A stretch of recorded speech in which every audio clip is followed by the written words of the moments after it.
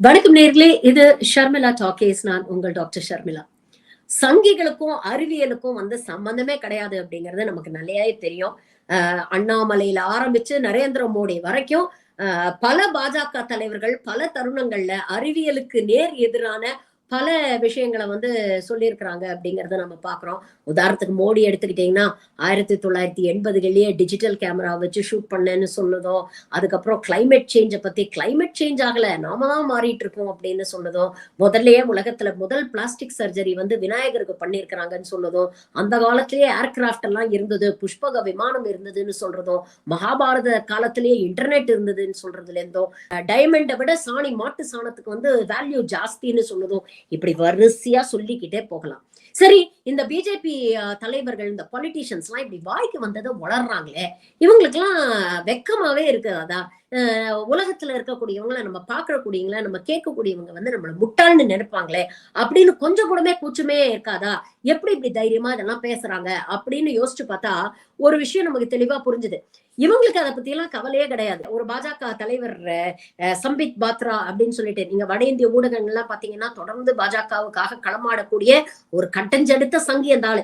அந்த ஒரு டிபேட்ல அவர்கிட்ட கேக்குறாங்க, அவர் தொடர்ந்து பேசுறாரு. அப்படியே ஒரு 5 நிமிஷம் தம் கட்டி ஆக்ரோஷமா பேசுறாரு. 5 trillion economy, 5 trillion economy, 5 trillion economy அப்படின்னாரு. உடனே எதிர்த்தரப்புல இருக்கக்கூடியவர் ஒரே ஒரு கேள்விதான் கேட்டாரு. இந்த 5 ட்ரில்லியன் எக்கானமின்னு சொல்றீங்களே, 5 ட்ரில்லியன்ல எவ்வளவு ஜீரோ இருக்குன்னு உங்களால சொல்ல முடியுமா அப்படின்னு கேட்ட அடுத்த நொடி பாத்தீங்கன்னா அப்ப சொல்ற அப்படின்ட்டு அப்படியே அதை எதிர்பார்க்கல. அவர் அந்த கேள்வியை எதிர்பார்க்கல. அப்போ ஒரு ஸ்டாண்டர்ட் ஸ்கிரிப்ட் ஒண்ணு, அதுல லாஜிக் இருக்கோ இல்லையோ, அது பாசிபிளோ இல்லையோ, அது நடைமுறைக்கு உதவுமா உதவாதா, இதெல்லாம் பத்தி அவங்களுக்கு கவலை கிடையாது. எதையாவது ஒண்ணு பேசி அங்க இருக்கக்கூடிய அந்த வாக்காளர்களை இம்ப்ரெஸ் பண்ணணும் அப்படிங்கிற விஷயத்துல தான் இவங்க பேசிட்டு இருக்காங்க. சரி, பாஜக தலைவர்களுடைய நிலைமை நமக்கு தெரியும். அவங்களுக்கு படிப்பை பத்தி எல்லாம் கவலை கிடையாது. ஏன்னா ஃபேக் டிகிரி கொடுக்கறதுக்கு எவ்வளவு யூனிவர்சிட்டிஸ் இருக்கு. நாட்டுடைய பிரதமரே நீங்க பாத்தீங்கன்னா இல்லாத ஒரு ரயில்வே ஸ்டேஷன்ல டீ வித்து இல்லாத ஒரு கோர்ஸ்ல மாஸ்டர்ஸ் பண்ணியிருக்கிறாரு அப்படின்னு தான் இன்னைக்கு வரைக்கும் உருட்டிட்டு இருக்காங்க.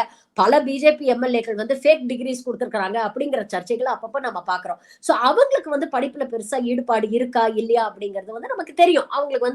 அவங்களுக்கு மதம் தான் பெருசு, அதை வச்சு நாங்க அரசியல் பண்ணிப்போம், எங்களுக்கு படிப்பெல்லாம் தேவையில்லை அப்படின்னு நினைக்கிறாங்க. ஆனா இதே படிப்பு நம்ம நாட்டில் இருக்கக்கூடிய மக்களுக்கு தேவையா இல்லையா அப்படிங்கிற ஒரு கேள்வி இன்னைக்கு எழுந்திருக்கு. இன்னைக்கு இருக்கக்கூடிய 14 முதல் 18 வயது குழந்தைகள் என்ன மோசமான நிலைமையில இருக்காங்க அப்படிங்கறத பத்தி இன்னைக்கு இருக்கக்கூடிய ஒவ்வொரு இந்தியனும் கவலைப்பட வேண்டிய தகவல் இன்னைக்கு வந்திருக்கு.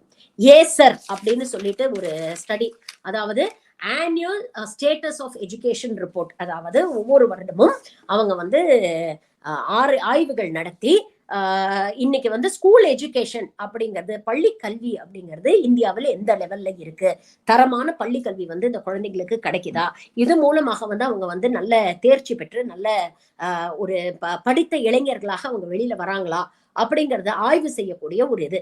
இந்த வருட ஆய்வுல இவங்க என்ன பண்ணிருக்காங்க அப்படின்னு நீங்க பாத்தீங்கன்னா, கிட்டத்தட்ட 26 மாநிலங்கள்ல 28 டிஸ்ட்ரிக்ட்ல 35,000க்கும் மேற்பட்ட ரூரல் ஸ்டூடெண்ட்ஸ், அதாவது கிராமப்புற குழந்தைகள் கிட்ட அவங்க ஆய்வு நடத்தியிருக்காங்க.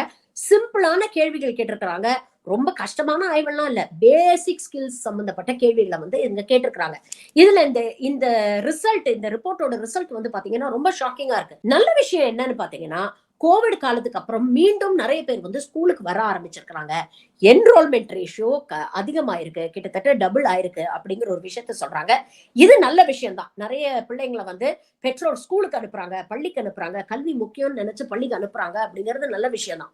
ஆனா இந்த பாஜக சங்கிகள் சொல்ற மாதிரி ஜிடிபி உசந்துருச்சு, ஜிடிபி பெருசாயிடுச்சு அப்படின்னு சொன்னாலும், ஒருத்தனுடைய தனி மனித வருமானம் எப்படி ரொம்ப குறைவாக இருக்கு, பணக்காரங்க ஆயிட்டே போறாங்க, ஏழைகள் ஆயிட்டே போறாங்க அப்படிங்கிற ஒரு வாதத்தை எதிர்த்தரப்பு வைக்குதோ, அதே மாதிரிதான் இதுலயும் என்ரோல்மெண்ட் ஜாஸ்தி ஆயிடுச்சு, நிறைய பசங்க பள்ளிக்கு வராங்க அப்படிங்கிறதுக்காக அவங்க எல்லாம் கல்வி கற்று அவங்க அறிவாளி ஆகிறாங்களா இல்லையா அப்படிங்கிறது ஒரு பெரிய கேள்விக்குறியா இருக்கு. சோ நிறைய பசங்க ஸ்கூலுக்கு வராங்க, சரி, ஆனா ஸ்கூலுக்கு அவங்க கத்துக்க வேண்டிய விஷயங்களை கத்துக்கிறாங்களா அப்படின்னு கேட்டாங்கன்னா அது ஒரு பெரிய ஒரு கேள்விக்குறியா இருக்கு. பேசிக் ரீடிங் ஸ்கில்ஸ் இருக்குல்ல, அதாவது 14 முதல் 18 வயதில் உள்ள குழந்தைகளுக்கு 2ஆம் வகுப்பு பாட புத்தகத்தில் இருக்கக்கூடிய விஷயங்களை தங்களுடைய நேட்டிவ் லாங்குவேஜ்ல தாய்மொழியில படிக்கிறதுக்கு கூட அவ்வளோ தடங்கள் இருக்கு. அவங்களால படிக்க முடியல. கிட்டத்தட்ட 25% குழந்தைகள் வந்து தடுமாறுறாங்க. 25% குழந்தைகளுக்கு மேல அதை வந்து தடுமாறுறாங்க. அவங்களால வந்து படிக்க முடியல அப்படிங்கிற ஒரு விஷயத்த சொல்றாங்க. கிட்டத்தட்ட 42% குழந்தைங்க வந்து இங்கிலீஷ்ல ஒரு வரிய வந்து சேர்த்து கூட்டி படிக்கிறாங்க. ஆனா அதுல பாதிக்கும் மேற்பட்டோருக்கு என்ன படிக்கிறோம் அப்படிங்கிறதுக்கு அர்த்தமே தெரியல. புரியாம தான் அந்த மொழியை கத்துக்கிட்டு இருக்காங்க அப்படிங்கிற ஒரு விஷயத்த சொல்றாங்க. 3வது கணக்கு. கணக்குல என்ன சொல்றாங்கன்னா, இந்த 14 முதல் 18 வயது உள்ள குழந்தைகளுக்கு கிரேட் 3 மேக்ஸ், அதாவது 3ஆம் கிளாஸில் கத்துக் கொடுக்கக்கூடிய சிம்பிள் மேக்ஸ் இருக்குல்ல, ஒரு 500 வந்து 7ஆல வகுத்து ரிசல்ட்ட சொல்லுங்க அப்படின்னு சொல்றாங்கல்ல, இந்த கணக்கு சிம்பிள் கணக்கு கூட அவங்களால போட முடியல அப்படிங்கிற ஒரு விஷயத்த பதிவு பண்றாங்க. அப்ப இது எவ்வளவு அதிர்ச்சியான ஒரு விஷயமா இருக்கு. நிறைய பேர் என்கிட்ட கேட்கலாம், ஏங்க எல்லாருக்கும் வந்து கணக்கு சரியா வருமாங்க? எல்லாரும் சில பேர் எல்லாம் கணக்குல வீக்கா தான் இருப்பாங்க. பிராக்டிக்கல் லைஃப் ஸ்கில்ஸ் தான் முக்கியம். வாழ்க்கைக்கு தேவையான விஷயங்கள் தான் முக்கியம். அதுல நம்ம ஸ்மார்ட்டா இருக்கோமா அப்படிங்கறது தான் வந்து நம்ம வந்து டெஸ்ட் பண்ணணும் அப்படின்னு சொல்லுவீங்கல்ல. அதற்கான சிம்பிள் டெஸ்டையும் இந்த ஸ்டடியில பண்ணியிருக்கிறாங்க. அதில் அதிர்ச்சிகரமான தகவல் என்னன்னா, பாதிக்கும் மேற்பட்ட குழந்தைங்களுக்கு வந்து டைம் பார்க்க தெரியலங்க. சிம்பிள் பேசிக் மேக்ஸ் அவங்களுக்கு தெரியல. ஒரு ஸ்கேல் யூஸ் பண்ண தெரியலங்க. 0ல இருந்து 5 வரைக்கும் என்னங்க? ஒரு லெங்த் ஆஃப் ஒரு பென்சிலை வச்சுட்டு இந்த பென்சிலுடைய அளவு என்னங்கிறத ஸ்கேல வச்சு மெஷர் பண்ணி சொல்லுங்க அப்படின்னு சொல்றாங்க. 0ல இருந்து 5 வரைக்கும் வச்சு 5 சென்டிமீட்டர்ஸ்னு சொல்ல தெரியுது. ஆனா அதே 2ல இருந்து 7 வரைக்கும் வச்சானா அதை கால்குலேட் பண்ண அந்த குழந்தைங்களுக்கு தெரியலையா? அப்ப பேசிக் லைஃப் ஸ்கில்ஸே இந்த குழந்தைங்களுக்கு வந்து தெரிய மாட்டேங்குது. அடிப்படை வாழ்க்கைக்கு தேவையான சிறிய சிறிய கணக்குகளே வந்து அந்த குழந்தைங்களுக்கு தெரிய மாட்டேங்குது. இதனோட விளைவு என்னங்கிறது யோசிச்சு பாருங்க. நாளைக்கு வந்து இவங்க தான் நம்மளுடைய டெமோகிராபிக் டிவிடெண்ட். நாளைக்கு இவங்க தான் வந்து இந்தியாவுடைய யங் ஒர்க் ஃபோர்ஸா நாளைக்கு வெளியில வருவாங்க. ஜாப் மார்க்கெட்டுக்கு இவங்க வருவாங்க. நாளைக்கு பாஜக சொல்லக்கூடிய இந்த 5 ட்ரில்லியன் எக்கானமி அச்சீவ் பண்ணணும்னா இவங்க எந்த அளவுக்கு ட்ரெயின்டான ஸ்ட்ராங்கான ஒர்க் ஃபோர்ஸா இருக்கணும். ஆனா இன்னைக்கு அவங்களுடைய நிலைமை என்ன? இப்படிப்பட்ட படிப்போட இந்த குழந்தைங்க வெளியில போனாங்க. நாளைக்கு ஏதாவது ஃபேக்டரியில போய் வேலைக்கு சேர்றாங்களே வச்சுக்கோங்களேன். இவ்வளவு மணி நேரம் நீங்க வேலை செஞ்சீங்க அப்படின்னு சொன்னா அதெல்லாம் உங்களால கால்குலேட் பண்ண முடியும்னா, 1 மணி நேரத்துக்கு உங்களுக்கு இவ்வளவு சம்பளம் அப்படின்னு சொல்லி கொடுத்தா அந்த கணக்கு வந்து சரியா இருக்குதா? நம்மளுக்கு நம்ம வேலை செஞ்ச அளவுக்கு நமக்கு கூலி கிடைக்குதா? இல்ல நம்மள வந்து ஏமாத்துறாங்களா? அப்படிங்கிற அடிப்படையா கூட கணக்கு போட தெரியாத இல்ல ஒரு சமூகத்தை நம்ம வளர்த்துக்கிட்டு இருக்கோம். ஏதாவது ஒரு டிவி சேனல் இது போன்ற ஒரு ஸ்டடி வந்திருக்கு, இப்படிப்பட்ட அதிர்ச்சிகர தகவல்கள் வந்திருக்கு, இந்த உண்மை ஏதாவது ஒரு டிவி சேனல், ஏதாவது ஒரு யூடியூப் சேனல் உங்களுக்கு சொல்லியிருக்கா? சொல்ல மாட்டாங்க. ஏன்னா சொல்லணும்னு அவங்களுக்கு தோணாது. அத சொல்லணும்னா அதுக்கு அவங்க பாஸ் கிட்ட இருந்து அவங்களுக்கு பர்மிஷன் வரணும்.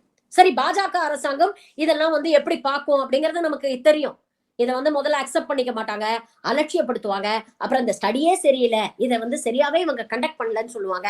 அப்புறம் வேணுட்டே காழ்ப்புணர்ச்சியோட பாஜகவுடைய அரசாங்கத்துல பாலும் தேனும் பெருகி ஓடுது, இதெல்லாம் வந்து சீர்குலைக்கணும் அப்படிங்கிறதுக்காக ஜார்ஜ் சோரோஸ், ராகுல் காந்தி போன்ற ஆன்டி இண்டியன்ஸ் இதெல்லாம் செய்யறாங்க அப்படின்னு சொல்லி சப்பக்கட்டு கட்டுவாங்க. அரசாங்கத்தால இதுக்கு ஏதாவது செய்ய முடியுமா? இதுக்கு தீர்வு காண முடியுமான்னு கேட்டா நிச்சயமா முடியும். ஆனா அதற்கான மனசு இந்த அரசாங்கத்துக்கு இருக்கான்னு கேட்டீங்கன்னா அன்பார்ச்சுனேட்லி நோ. சரி, நீங்க கேட்கலாம், கிராமப்புறம் குழந்தைங்க தானே, இது நம்மள எப்படி அஃபெக்ட் பண்ண போகுது? நம்ம பாட்டுக்கு ஸ்விக்கில பீஸாவும் பர்கரும் ஆர்டர் பண்ணி நம்ம சாப்பிட்டுட்டு இருக்க போறோம். நம்ம பிள்ளைங்க எல்லாம் நல்ல பிரைவேட் ஸ்கூல்ல தானே படிக்குது. நம்மளுக்கு இதனால என்ன பாதிப்பு ஏற்பட போகுதுன்னா உங்களுக்கும் பாதிப்பு ஏற்படும். எக்கனாமிக்கலாவும் சரி, பொலிட்டிக்கலாவும் சரி பாதிப்பு ஏற்படும். இன்னைக்கு அன்எம்ப்ளாய்மெண்ட் அப்படிங்கறத தாண்டி இன்னொரு பெரிய டேஞ்சர் நம்ம சமூகத்துல என்ன இருக்கு தெரியுமா? அன்எம்ப்ளாயபிலிட்டி. இன்னைக்கு குவாலிட்டி ஆஃப் எஜுகேஷன் அவ்வளவு மோசமாயி வெளிவரக்கூடிய குழந்தைகள் அன்எம்ப்ளாயபிளா இருக்கிறாங்க அப்படின்னு சொல்றாங்க. பேசிக் ஸ்கில்ஸ் இருந்தா அட்லீஸ்ட் டெக்னிக்கல் ஒரு வொகேஷனல் எஜுகேஷன் கொடுக்கலாங்க. துறை சார்ந்த துறை ரீதியான ஒரு ட்ரைனிங் ஏதாவது கொடுக்கலாம் அந்த குழந்தைங்களுக்கு. ஆனா பேசிக் ஸ்கில்ஸே இல்லாத குழந்தைங்களை என்ன பண்ணுவீங்க? ஒண்ணுன்னு இருந்தா அதை ஏதாவது ஒரு நம்பரை வச்சு மல்டிப்ளை பண்ணா ஒரு நம்பர் கிடைக்குங்க. 0 இருந்தா நீங்க என்னதான் மல்டிப்ளை பண்ணாலும் 0 பூஜ்ஜியமா தானே இருக்கும். இதற்கெல்லாம் சொல்யூஷன் இருக்கான்னு கேட்டீங்கன்னா கண்டிப்பா இருக்கு. அத முக்கியமா அரசாங்கங்கள் வந்து கையில எடுக்கணும். இது வந்து ஒன்றிய அரசாங்கமும் சரி, மாநில அரசாங்கமும் சரி. இதுல ஒரு உடனே சங்கிகள் நடுவுல வந்து ஒரு கமெண்ட் போடுவாங்க, தமிழ்நாட்டும் இதுல சேர்ந்திருக்குல்ல, தமிழ்நாட்டு நிலைமையும் மோசமா இருக்குன்னா, ஆமா, நேஷனல் ஆவரேஜ் விட நம்ம கொஞ்சம் பெட்டரா இருக்கும், அவ்வளவுதான். நேஷனல் ஆவரேஜ் கம்பேர் பண்ணும்போது நாம கொஞ்சம் பெட்டரா இருக்கும். ஆனா அதுக்காக எல்லாம் சரியா இருக்குன்றது அர்த்தம் இல்ல. ஆனா இங்க மாநில அரசு கொஞ்சம் முயற்சியாவது எடுக்குது இல்ல. நான் முதல்வன் ஒரு ஸ்கீம் ஆரம்பிச்சிருக்காங்க. வொகேஷனல் ட்ரைனிங் எல்லாம் கொடுக்கறதுக்கான ஏற்பாடுகள் மாநில அரசு கொஞ்சமாவது செய்யுதுல. ஒன்றிய அரசு பாதியாவது செய்தா அந்த ஒன்றிய அரசு. சைனாவை பாருங்க, நம்மளை விட மக்கள் தொகையில அதிகமா இருந்த ஒரு நாடு. அவனுக்கும் இதே பிரச்சனை இருந்தது. ஆனா அவங்க என்ன பண்ணாங்க? அங்க இருக்கக்கூடிய இளைஞர்களுடைய படிப்புல கான்சென்ட்ரேட் பண்ணான். உனக்கு படிப்பு வருதா, நல்லா படி. உனக்கு படிப்பு வரலையா, உனக்கு technical and vocational education training கொடுக்கறேன் அப்படின்னு அவனோட லேபர் ஃபோர்ஸ அப்கிரேட் பண்ணான். இன்னைக்கு சைனா ஒரு leading manufacturer hub in the world. அவங்க கிட்ட இருந்து கிட்டத்தட்ட 100 பில்லியனுக்கு நாம இம்போர்ட் பண்ணிட்டு இருக்கோம் வருஷம் வருஷம். அப்ப இதே நிலைமை தான் இன்னைக்கு இந்தியாவுக்கு இருக்கு. இன்னைக்கு இருக்கக்கூடிய சைனாவால முடியும்னா இந்தியாவால ஏன் முடியாது? இன்னைக்கு இருக்கக்கூடிய இளைய தலைமுறையுடைய ஒரு மூளையை மழுங்கடிச்சிடுறாங்க, இல்ல மூளையை நல்லா சலவை செஞ்சு வச்சிருக்காங்க. இதே ரேட்ல போச்சுன்னா நாளைக்கு கணக்கு அப்படின்னா 80 versus 20 அப்படிங்கிறது தான் அடுத்த தலைமுறைக்கு தெரியும். K for கத்ரே May high, U for அஸ்வசதம், J for Jai Sriram அப்படின்னு தான் ஒரு அடுத்த தலைமுறை வளரும். ஜெய் ஸ்ரீராம் அப்படிங்கிறது அடுத்த வேளை சோத்துக்கு உதவாது. அடுத்த வேளை சோத்துக்கு உதவணும்னா படிக்கணும். நம்மளுடைய திறமையை நம்ம மேம்படுத்திக்கணும். ஆனா அப்படி படிச்சுட்டாங்கன்னா அடுத்த தலைமுறை நம்மள கேள்வி கேட்கும். அந்த கேள்விக்கு நம்ம பதில் சொல்ல முடியாது அப்படிங்கறதுனால தான் அந்த தலைமுறையை அப்படியே வச்சிருக்கு இந்த அரசாங்கம். கொஞ்சம் யோசிச்சு பாருங்களேன். நாட்டுல பிஜேபி தலைவர்கள் எவ்வளவு பேர் இருக்காங்களே, அவங்களுடைய பசங்களை எல்லாம் போய் கூகுள் பண்ணி பாருங்க. அவங்க பசங்க என்ன பண்றாங்க இந்த கொஞ்சம் போய் கூகுள் பண்ணி பாருங்க. அவன் தான் வெளிநாட்டு யூனிவர்சிட்டியில படிச்சுட்டு வெளிநாட்டுல செட்டில் ஆயிட்டு இருக்கான். ஆனா இங்க இருக்கக்கூடிய இடைநிலை சமூகத்து குழந்தைங்களை தேசப்பற்று அப்படிங்கிற பேர்ல மதவெறியும் தேசத்தை பற்றி ஒரு ஹைப்பர் நேஷனலிசம் வெறிய ஊட்டி இன்னைக்கு அதாவது கத்திய கையில தூக்கிட்டு ஜெய் ஸ்ரீராம்னு தெரிஞ்சுக்கிட்டு இருக்குங்க. யாராவது ஒரு பிஜேபி தலைவரோட குழந்தைய ரோட்ல நின்னு ஜெய் ஸ்ரீராம் கத்துறீங்க பாத்திருக்கீங்களா? அப்ப அவங்க எவ்வளவு தெளிவா இருக்கிறாங்க, உங்களை எவ்வளவு முட்டாளாக்குறாங்க அப்படிங்கறத கொஞ்சம் யோசிச்சு பாருங்க. யாராவது அவங்களை எதிர்த்து கேள்வி கேட்டாங்கன்னா அவங்களை சைலன்ஸ் பண்ணுவாங்க. என்ன எப்போ சைலன்ஸ் பண்ணுவாங்கன்னு எனக்கு தெரியாது. ஆனா அது வரைக்கும் நான் கேள்வி கேட்டுட்டே தான் இருப்பேன். யோசிச்சு பாருங்க, நீங்க முடிவு பண்ணுங்க. இப்படிப்பட்ட ஒரு அரசாங்கம் வேணுமா, இல்ல உங்களுடைய எதிர்காலத்தை, உங்கள் பிள்ளைகளுடைய எதிர்காலத்தை பத்தி அக்கறை இருக்கக்கூடிய ஒரு அரசாங்கம் உங்களுக்கு வேணுமா அப்படிங்கறத யோசிச்சு பாருங்க.